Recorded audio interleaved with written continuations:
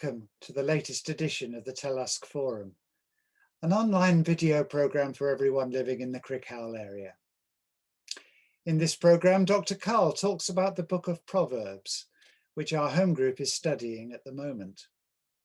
Helen provides a review of the lovely book of poetry we've just completed reading in the book club. Vaughan entertained us on the keyboard, and this is set against a background of photographs of winter scenes, which Helen says Llewellyn and I took while the snow was still around. And finally, Morgan tells us another lovely story, appropriate for the season. This week, I met up with Sian and Nicci, who explained their intention to launch a Life Explored course in February. Well, hello, and welcome to Sian Tranter and Nicci Bevan, who've joined our programme today. And they're going to be talking about the exciting courses that they've been running and one that's just coming up soon. Sian, could you please talk about Discipleship Explored and how the new course Life Explored will lead on from the success of that? Thank you, Julian. Yes, of course. We've just run a Discipleship Explored course on Zoom, which was a new experience, really, having run Christianity Explored in the flesh and meeting up. But during the pandemic, we can't. So we ran that on Zoom on a Wednesday morning just for an hour. And it was a really wonderful experience. It was a fantastic time to share our faith and our lives and meet up with members of our Christian community in the area. And it was very effective. And I think we all learned and gained from it. So as a result, in a few weeks on February the 17th, we start Life Explored, which is a new and different course. It's a course that is useful for anyone who's had no interest in the Bible or God previously. And it looks at where we look for our happiness, where we strive and how we take up activities or buy things to make ourselves happy, content and peaceful. Ultimately, we often find those things fail us and our happiness doesn't persist. So we want to look at finding our enjoyment in God himself. And that's what the course is about. Thank you, Sian. Nicci, the structure of the course, how can people join it and what would they expect if they come along? Well, if you've done Christianity Explored and Discipleship Explored, you'll feel very comfortable with this, as it's a very similar approach. It's 7 sessions in all, with 2 short films, a reading and a discussion. It starts with a preview of the 6 stories we will look at in the sessions, which help us see things from a different perspective. We discuss questions like, what's your if only, or what would you have to lose to make you feel that life isn't worth living? So these questions are designed to provoke discussion and to get us all going. And in our small groups, it's a really safe place for us all to talk about these things. And we are grouped into these little breakout rooms by our tech team, which consists of the wonderful Jonathan Stedman. And I do hope that people will come along to time to consider what we're living for, what gets us through the day. Come join us. That's great. Well, thank you both, Sian and Nicci, for your contributions. And we'll put the poster up so that you can see clearly the details of this. And do ask Nicci or Sian if you want to find out further information. Thank you very much. Thank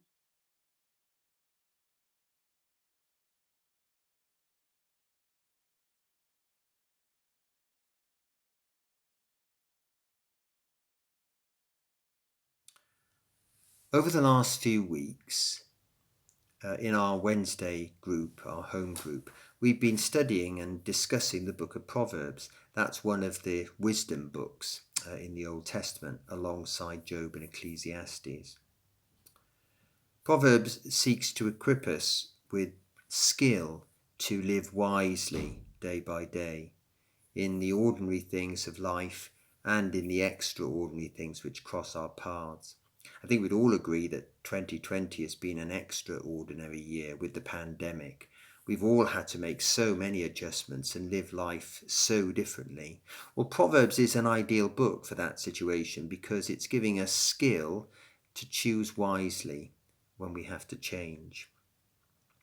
Solomon, of course, is the famously wise king of Israel, and he's responsible for the Book of Proverbs. He wrote a lot of the Proverbs in the book, and he collected Proverbs, wise sayings from other places as well. And in chapter 9, Solomon says he looks at wisdom as a woman who is calling out to people, humanity, who are passing by her house. And she's inviting them in, and she's saying, come in and eat at my table, feast with me, and that'll strengthen you so that you'll be able to carry on your journey. And it makes the finding of wisdom sound much more easy than it is in my experience. And Solomon recognizes this, and he says that one of the reasons is that the message of wisdom puts us off. The beginning of wisdom, the Bible says, is the fear of God. And by fear they mean respect of God and his word and his way. And that's the beginning of wisdom. And something in our human nature doesn't really like that. And we'd rather look for other options. And there are loads of other options around, aren't there? Lots of other voices saying that they are wise and calling out to us today. Again, in chapter 9, Solomon lumps all those other voices together, and he depicts them as another woman. He calls her Folly. And she's also calling out to humanity and inviting them to come in and eat at her table, and saying that she will make them wise to carry on their journey as well. So you have these two voices all the time. Wisdom pulling you in one direction, and folly pulling you in the other direction. And the book of Proverbs is all about developing the skill of discerning between those two voices and the strength to always choose the path that wisdom offers, which leads to life, as opposed to the path that folly offers, which leads away from God. And we really need the skill of wisdom in our lives, especially as we look forward to 2021. We hear so many opinions today, so many voices on the media, radio and television and the internet. So many experts claiming to be wise with excellent qualifications. And it can leave us very confused. Sometimes in the same program, you get one expert claiming one thing and another claiming the exact opposite. So how can we tell the difference between them? For myself, I find that it's really important to get God's perspective on life. And so every day I make it a priority to read the Bible and to read it thoughtfully and slowly, to try to get God's thoughts on life. And I find that a really helpful way of feeding my life with God's wisdom on different situations. Jesus himself talked about this. And at the end of the Sermon on the Mount, when he'd given the people loads of teaching about the kingdom of God and what life should be like, he said these words. He said, "Whoever hears these sayings of mine and does them, I will liken him to a wise man who built his house on the rock. And the rain descended, the floods came, and the winds blew on that house, and it did not fall, for it was founded on the rock." We all need wisdom, don't we?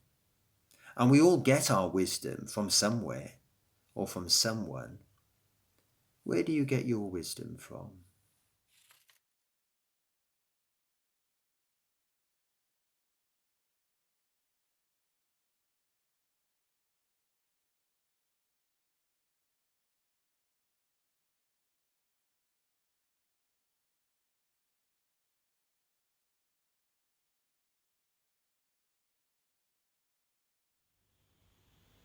Last week in our book club, we looked at an anthology of poems called Love Set You Going, compiled by Janet Morley.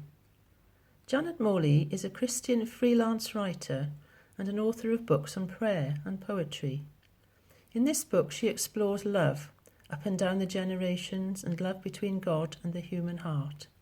She reveals what our hearts eventually discern, that love has its seasons and ambiguities, its certainties, its passions, and love is never simple at all.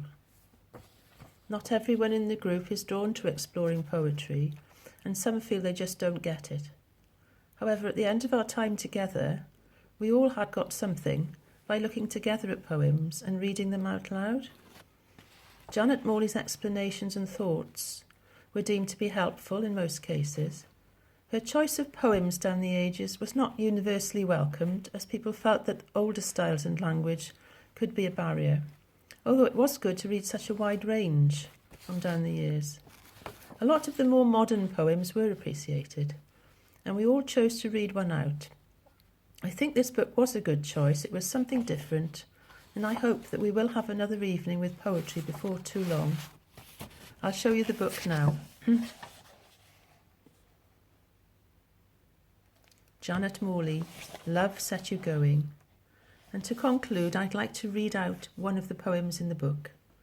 This poem is called Atlas. And here Atlas, who is heroic at holding up the sky, is seen to be heroic in the partnership of two people as he holds lots of little things together. So this is called Atlas.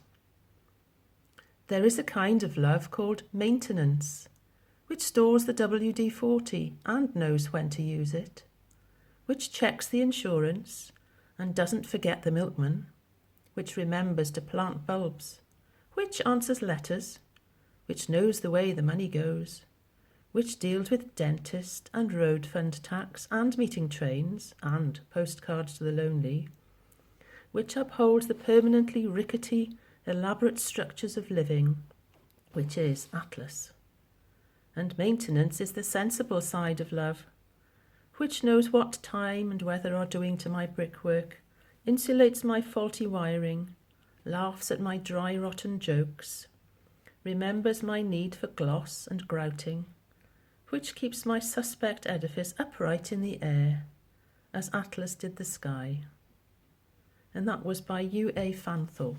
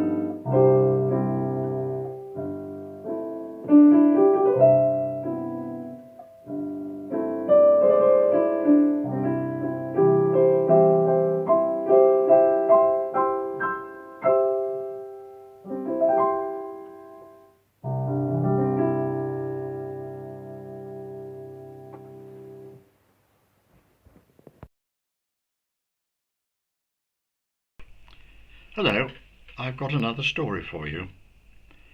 It's fiction, but it's biblical. It's appropriate for this time of year, and I think it has some important meanings. It's called The Oriental. Ramesh was only about 10 when the story begins.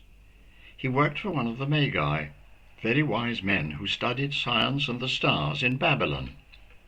He was a good servant, and his master Caspar treated him kindly, more like a son than a servant.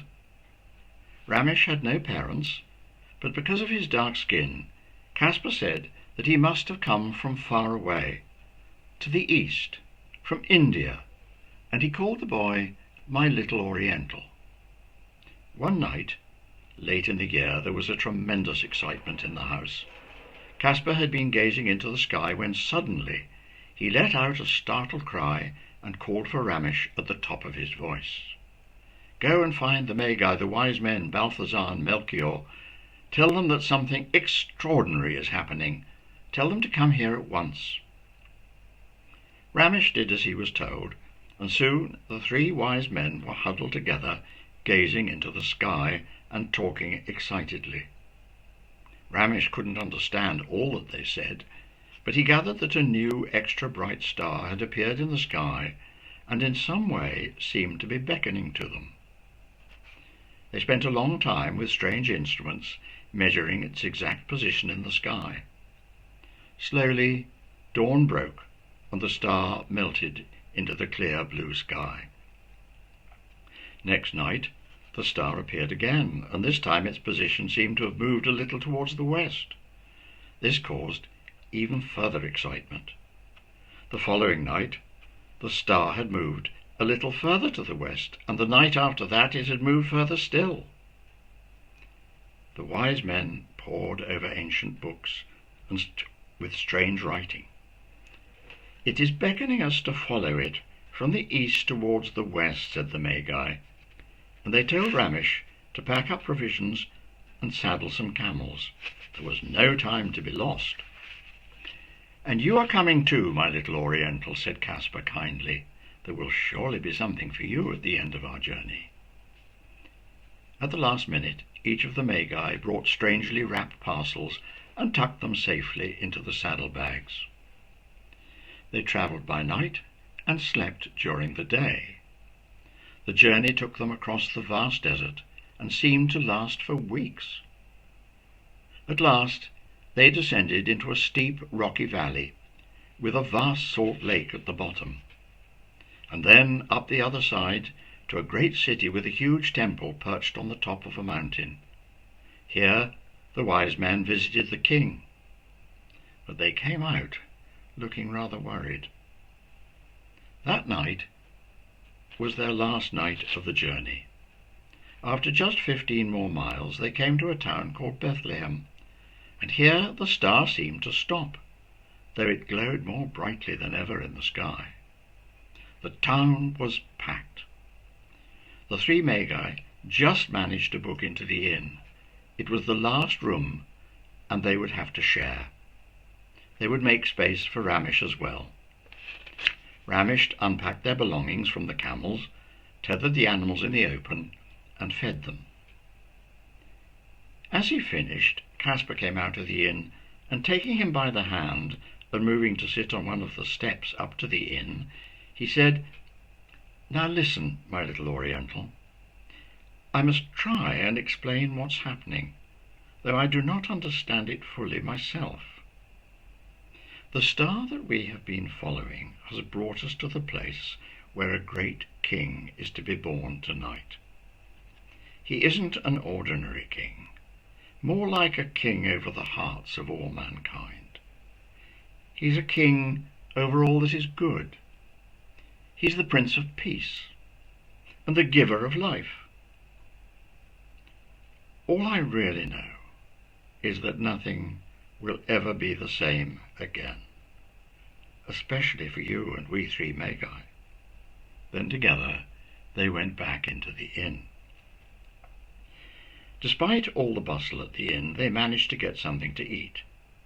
Then the Magi took their mysterious parcels out of the saddlebags, and taking Ramesh with them, they went and stood in the cold night air in the crowded square outside the inn. Ramesh noticed that many animals seemed to be scurrying through the crowd towards a great barn beside the inn. The door was ajar, and they seemed to be slinking in, unseen by the people in the crowd. Nor did the people in the crowd seem to have noticed the star. The three Magi had their eyes fixed on it. Suddenly, it seemed to grow in intensity, and then, like a shooting star, it plummeted. It seemed to fall right into the big barn beside the inn. Caspar and Melchior each took one of Ramesh's hands and set off at once. Balthazar at that moment seemed to be carrying all three parcels. They made straight for the barn. Pushing their way in, they were confronted by an amazing sight. The barn seemed to be full of animals, and not just horses and mules that you would expect to find there. Ramesh saw a ragged boy of about his own age sitting improbably between a collie dog and a fox, and there was a cat sitting quietly close to a whole family of chattering mice. Slowly, the little group from far-away Babylon made their way down the barn to where, in a soft glow of light, a man and a woman were gazing lovingly at a new-born baby boy wrapped up warmly and lying in a manger. There was an atmosphere of absolute peace, and the whole place seemed to be full of love and contentment. The three Magi spoke to the lady and her husband in a language that Ramesh did not understand. They knelt down and gazed in adoration at the baby. Then they gave him their gifts. The baby smiled at them. Ramesh tugged on Caspar's sleeve. The wise man looked down at the boy kneeling beside him and leaned towards him so that he could hear. "I want to give him something," whispered Ramesh. "Your gift can be the greatest gift of all," said the older man. "Why don't you give him yourself?" The boy stood up. He was only just tall enough to look down into the manger. He didn't actually say any words, but in that moment he gave his life to the baby. He knew that the baby understood, for it smiled deeply into his eyes and held out both hands as if to receive the gift. Then he lifted one hand, and with 2 fingers stretched out, Ramesh knew that he was being blessed. He seemed to hear the baby saying, "Take my yoke upon you and learn from you, for I am gentle and humble in heart, and you will find rest for your soul. For my yoke is easy and my burden is light." Ramesh's heart burned within him. "What's his name?" Ramesh asked the baby's mother. "Jesus," she replied, smiling. It was only afterwards that Ramesh realized that they'd had a conversation in a language that he did not know. They stayed for one more day. Then Ramesh was woken by Caspar in the middle of the night and told to get ready to leave. All 3 of the Magi had had the same dream, warning them of danger. As they left the town, heading northwest, they saw in the distance their Holy Family were also leaving. The mother and the child were on a donkey, and the husband walking beside them. They were going in a southerly direction. In the years that followed, Caspar and his friends devoted much time to passing on their knowledge and wisdom to Ramesh. He was very bright and worked very hard. In due course he too became a magus, a wise man and an expert in reading the stars. Caspar's little Oriental became his Oriental friend. But Ramesh never forgot that he had given himself to Jesus. He often wondered when and how the baby, who must now be a man, would tell him what he wanted of him.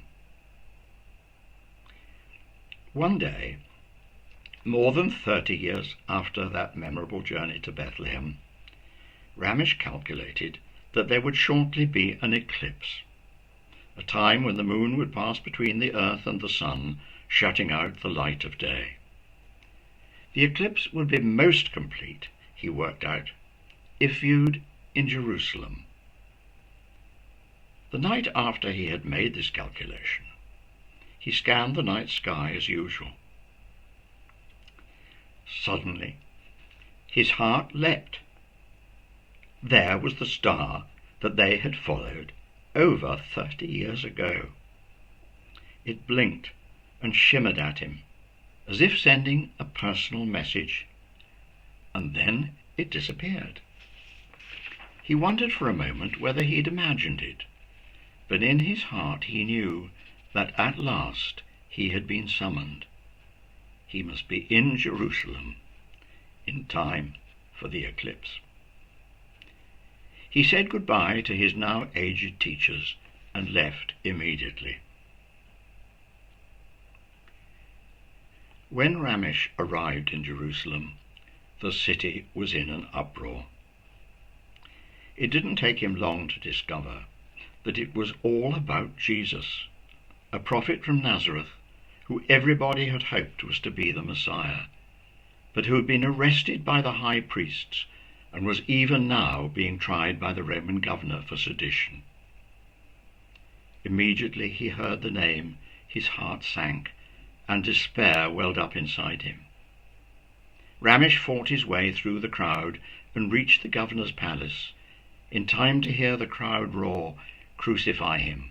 Crucify him!" He saw Jesus being taken into the barracks by a group of soldiers, and later he saw him emerge struggling to carry a heavy cross. He battled his way through the throng until he was close to Jesus. Suddenly, Jesus turned his face towards him, and their eyes met. At that moment, Jesus stumbled under the weight of the cross, and Ramesh pushed forward to help him. Their hands touched, and their eyes met for an instant. In that moment, Ramesh heard the man to whom he had given his life all those years ago say to him, "Right on time, my beloved Oriental. This is a noble day, not a sad one. Do not grieve. Take the good news to the East. You are my apostle for the Orient." At that moment, a Roman soldier pushed Ramesh roughly out of the way, and a huge man, with an even darker skin than his, was ordered to carry the cross. Ramesh crumpled onto the pavement, perplexed and with tears streaming down his face. A big, burly man lifted him to his feet. "I am Peter," said the man. "Come with me." Together, they were present when they nailed Jesus to the cross. Together, they comforted the mother who over 30 years earlier had said that single word to Ramesh, Jesus. Together, they heard his last loud cry as the eclipse started and darkness and cold covered the earth. Together, they watched from a distance as his body was taken down and he was buried in a rich man's tomb. And Ramesh was with Peter and the others behind locked doors that Sunday evening when the risen Jesus appeared among them, and among many other things said, "Peace be with you. As my Father has sent me, I am sending you." And turning to Ramesh, he said, go east, my beloved Oriental. Ramesh learned from Peter and the others all that Jesus had said and done. He was a wise man and understood well. He was there when Jesus told them, "Go and make disciples of all nations." He was there when the Holy Spirit came at Pentecost and Peter made a remarkable speech in the temple courts. Then he left Jerusalem and went east to Babylon, to Armenia, to India, and to the ends of the earth.